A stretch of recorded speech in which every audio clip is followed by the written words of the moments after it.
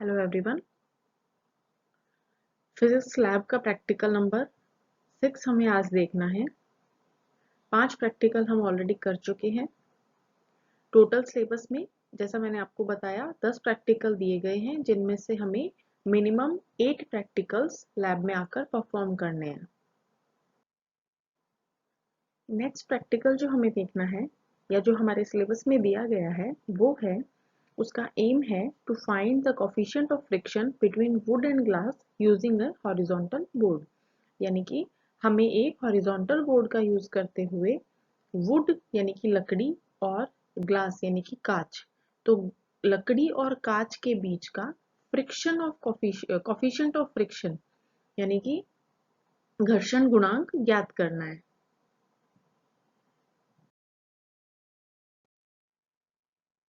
सबसे पहले हम अपने उपकरण को समझते हैं। उपकरण क्या है? हमारा हॉरिजॉन्टल बोर्ड।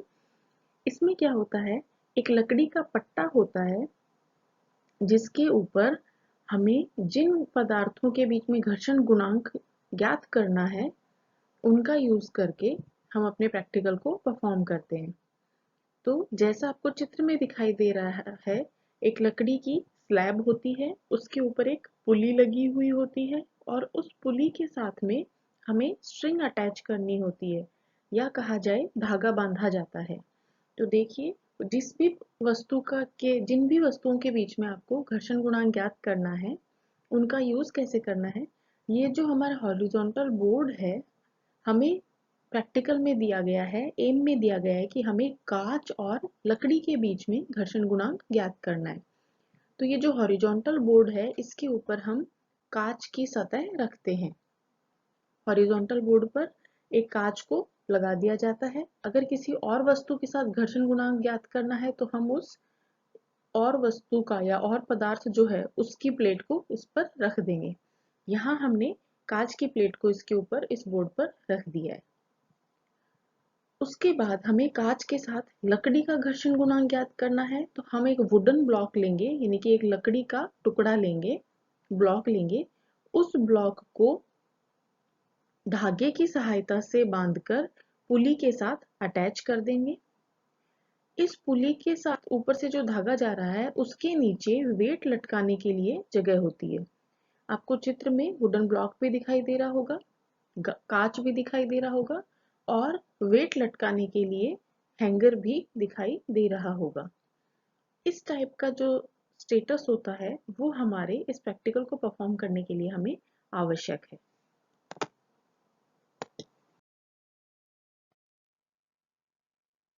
अब देखिए प्रैक्टिकल को परफॉर्म कैसे करना है। हॉरिजॉन्टल बोर्ड पर जैसा मैंने आपको बताया, आपको कांच की जो प्लेट है उसे रख देना है। उसके ऊपर अपना वुडन ब्लॉक रखना है जो कि हमारे इस धागे की सहायता से बंधा हुआ होगा और इसे पुली के ऊपर फिक्स या रख पुली के ऊपर अटैच कर देना है। यहाँ जो वेट टांगने के लिए है, ऐसी कंडीशन में सबसे पहले जितना हमने अभी देखा इतना ही करना है। ऐसी कंडीशन में हमारा जो ये वुडन ब्लॉक है ये एक जगह पर रखा रहता है। हमने हमेशा छोटी क्लासेस में पढ़ा है कि कोई भी वस्तु है वो किसी भी सतह पर स्थिर रखी हुई है क्योंकि उस सतह के साथ उस वस्तु के बीच पर में घर्षण बल काम करता है। तो घर्षण बल के कारण हमारा ये जो लकड़ी का ब्लॉक है ये अपनी जगह पर स्थिर रखा रहता है। अब जैसे ही ये पुली के ऊपर से जो थ्रेड जा रहा है, धागा जा रहा है, उसमें वेट लटकाने वाला जो हैंगर है उस पर हम वेट लटकाना शुरू करते हैं, तो प्रारंभ में ये ब्लॉक अपनी जगह पर स्थिर रहता है। जैसे जैसे हम वेट का मान बढ़ाते जाते हैं, एक लिमिटिंग पोजीशन यानी कि सीमांत अवस्था आती है जिसमें ये वुडन ब्लॉक है ये अपनी जगह से मूव करने की अवस्था में आ जाता है, यानी कि अपने स्थान से फिसलना शुरू करने लगता है। कारण क्या होता है, ये जो हैंगर है इस पर हमने जो भार लगाया है, इस भार के वजन से ये आगे की तरफ खिसकना शुरू कर देगा। तो जैसे ही ये खिसकना शुरू करता है वो अवस्था होती है हमारी लिमिटिंग पोजीशन की, यानी कि सीमांत अवस्था होती है। लिमिटिंग फ्रिक्शन फोर्स उस अवस्था में काम करता है, यानी कि सीमांत घर्षण बल क्या है, वो घर्षण बल है जिस समय वस्तु अपनी जगह से जस्ट मूव करना शुरू ही करती है। उसके बाद जैसे आप इस हैंगर पर वजन का मान बढ़ाएंगे, यानी कि भार का मान और बढ़ाएंगे, तो ये जो वुडन ब्लॉक है, लकड़ी का ब्लॉक है, ये तेजी से गति करते हुए आगे की तरफ मूव कर जाता है।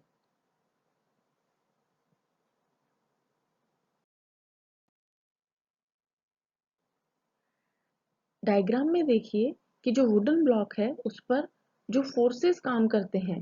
देखिए सामान्य अवस्था में क्या होगा, इस वुडन ब्लॉक का कुछ भार होगा। मान लीजिए इसका द्रव्यमान है वो कैपिटल एम है।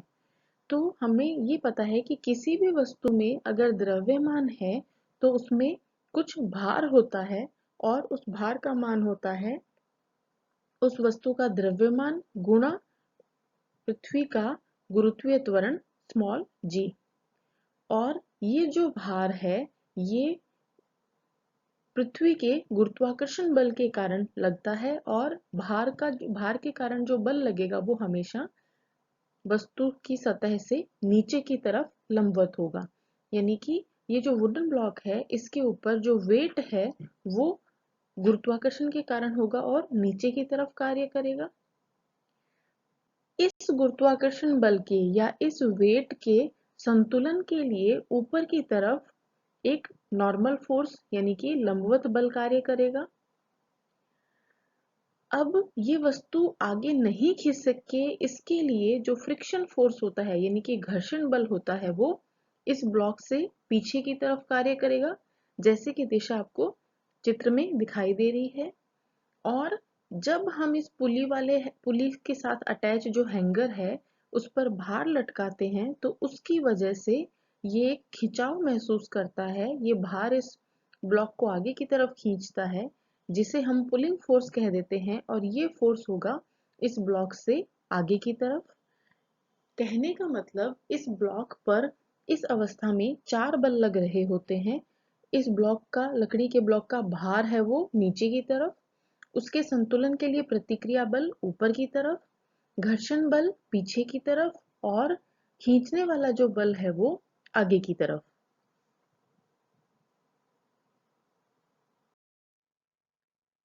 उसी चीज को या पर्टिकुलरली ब्लॉक को देखा जाए, लकड़ी के ब्लॉक को देखा जाए, तो जैसा हमने देखा 4 बल इसके ऊपर कार्य कर रहे हैं। फ्रिक्शन फोर्स पीछे की तरफ, टेंशन फोर्स आगे की तरफ, नॉर्मल फोर्स ऊपर की तरफ, और ग्रेविटेशनल फोर्स नीचे की तरफ।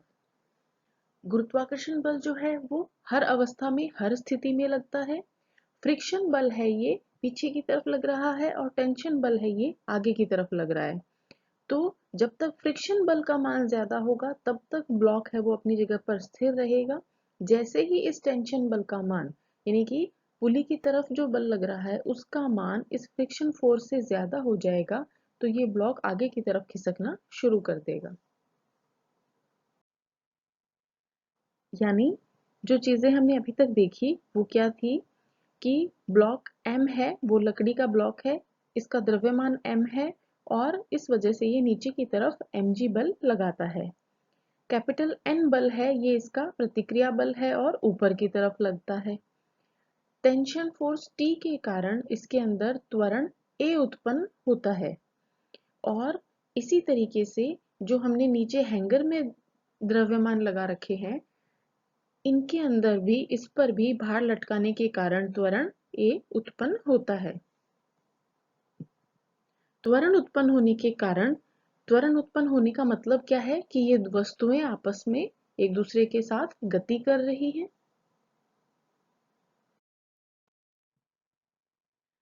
अब देखिए फोर्स ऑफ लिमिटिंग फ्रिक्शन क्या बताया मैंने, कि वो अवस्था या बल का वो मान जिस पर वो जो लकड़ी का ब्लॉक है वो जस्ट गति करने की अवस्था में आता ही है।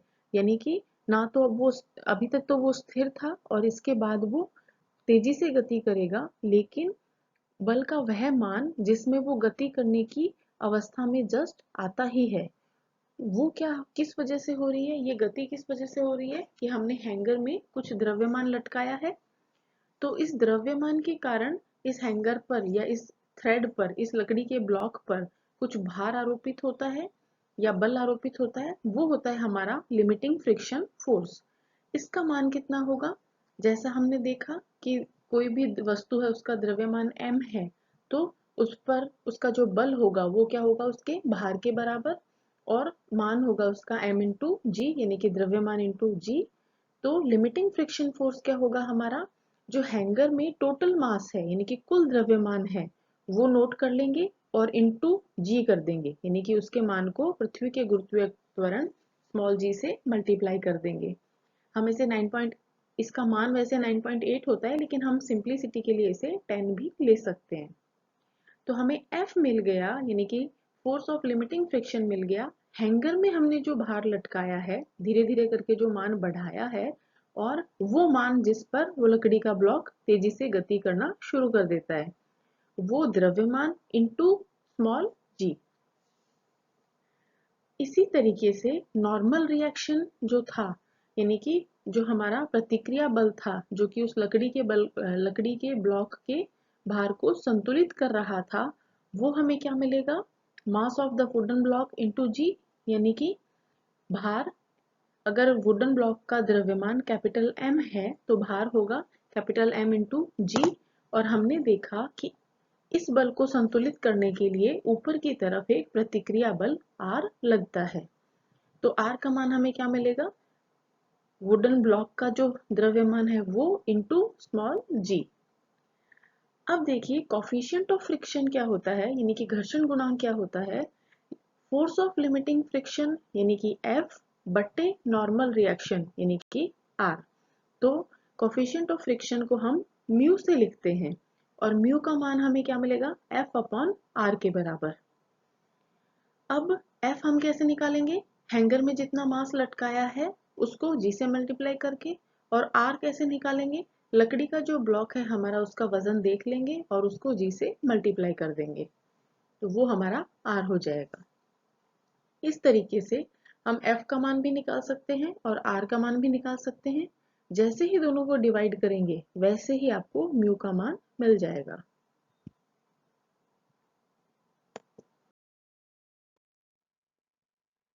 यानी कि हमें मेनली रीडिंग किसकी लेनी है, म्यू क्या है हमारा, F अपॉन R है। तो हमें F का मान देखना है और R का मान देखना है प्रैक्टिकल से। F का मान हम कैसे देखेंगे, हैंगर में जो भार लटकाया उसको G से गुणा करके। और R का मान कैसे देखेंगे, लकड़ी का जो ब्लॉक लिया उसके द्रव्यमान को G से गुणा करके। G का मान हमें पता है, यानी कि हमें मेजर क्या करना है कि वो जो लकड़ी का ब्लॉक है उसका द्रव्यमान कितना है, और हमने जो मास हैंग किया है यानी कि हैंगर में जो द्रव्यमान लटकाया है उसका मान कितना है। तो हमें 2-3 ऑब्जर्वेशन ले लेने चाहिए अलग अलग द्रव्यमान के। तो सबसे पहले लकड़ी का एक ब्लॉक लेंगे, उसका द्रव्यमान m नाप कर हम इस टेबल के सेकंड कॉलम में लिख लेंगे।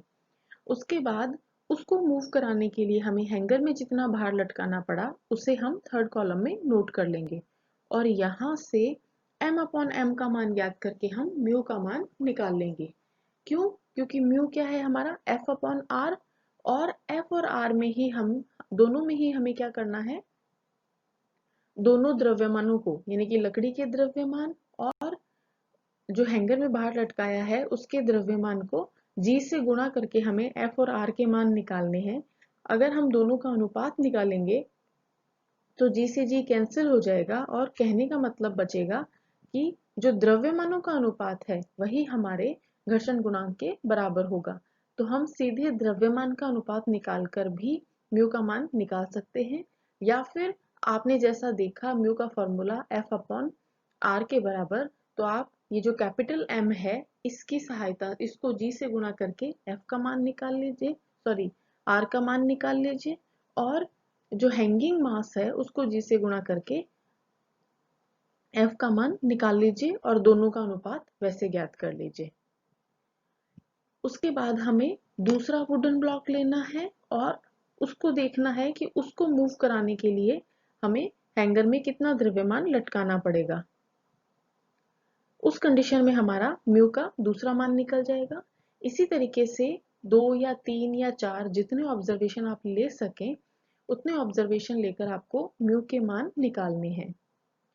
अब घर्षण गुणांक का फाइनल मान निकालने के लिए या फिर कोई एक मान निकालने के लिए हम क्या करेंगे, इनका माध्य ले लेंगे।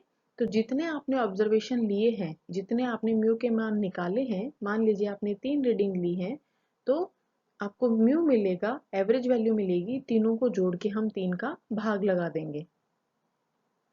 तो उस केस में हमें कांच और लकड़ी का जो ब्लॉक है उसके बीच का घर्षण गुणांक प्राप्त हो जाता है।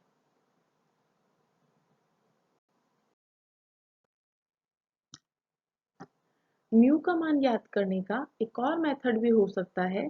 जो प्रैक्टिकल हमने अभी किया, इसके अंदर हमने कैपिटल एम और स्मॉल एम के मान निकाले थे प्रैक्टिकल से। उनकी सहायता से हम एफ और आर के मान निकाले, यानी कि उनको जी से गुणा करके एफ और आर के मान निकाले। इन एफ और आर के बीच में ग्राफ बनाएं। एक्स एक्सिस पर आर को लेते हैं और वाई एक्सिस पर एफ को लेते हैं।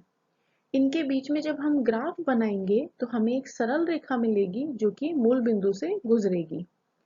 इस सरल रेखा पर आपको 2 पॉइंट्स लेने हैं, कोई भी 2 पॉइंट जो मैंने चित्र में अपने O और B लिए हैं। आप कोई भी और 2 पॉइंट ले सकते हैं। तो इन दोनों पॉइंट्स को, जो B पॉइंट है उससे हम नीचे की तरफ रेखा खींचते हैं स्केल की सहायता से, और O पॉइंट से हम एक क्षैतिज रेखा खींचते हैं जो नॉर्मल रिएक्शन R है इसके समांतर। ये दोनों रेखाएं जिस बिंदु पर काट रही हैं उसे हम पॉइंट A बता देते हैं, और घर्षण गुणांक म्यू का मान आपको मिलेगा AB अपॉन OA के बराबर। यानी हमें क्या करना है, जो प्रैक्टिकल हमने किया, जो ऑब्जर्वेशन टेबल हमने बनाई, वही काम करना है। कैपिटल एम और स्मॉल एम का मान याद करना है, उनको जी से गुणा करके हम एफ और आर के मान ज्ञात कर लेते हैं। एफ और आर के बीच में ग्राफ बनाते हैं तो एक सरल रेखा मिलती है। इस सरल रेखा पर कोई 2 बिंदु लेते हैं और उससे इस सरल रेखा का ढाल ज्ञात कर लेते हैं। घर्षण गुणांक म्यू का मान हमें मिल जाता है उस केस में ए बी अपॉन ओ ए के बराबर। तो ग्राफ की सहायता से हम म्यू का मान इस तरीके से ज्ञात कर सकते हैं।